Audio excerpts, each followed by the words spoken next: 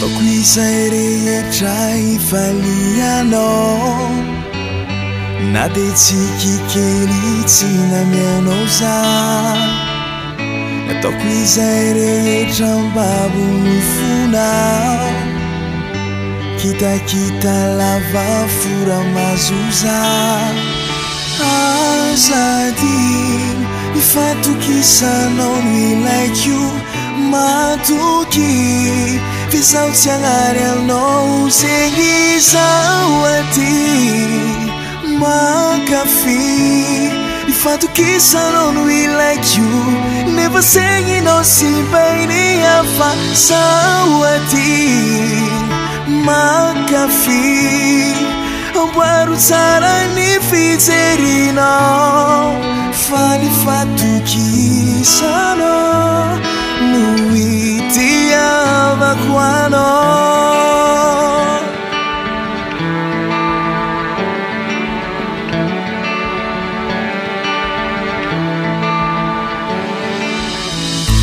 Teny kely no atsipiko aminao, kely nefa anatsara ny fiaignanao.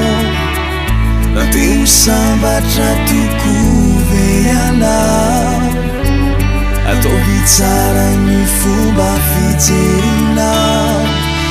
Azady ifatokisanao no ilaiko matoky, fizaho tsy agnary anao zegny zaho aty mankafy. Ifatokisanao no ilaiko, nefa zegninao sy mbainy hafa zaho aty mankafy.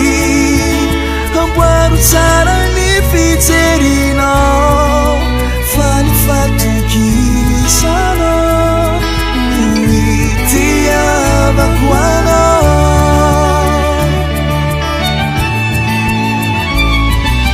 Zaho aty mankafy, ifatokisanao no ilaiko, nefa zegninao sy mbainy hafa zaho aty mankafy.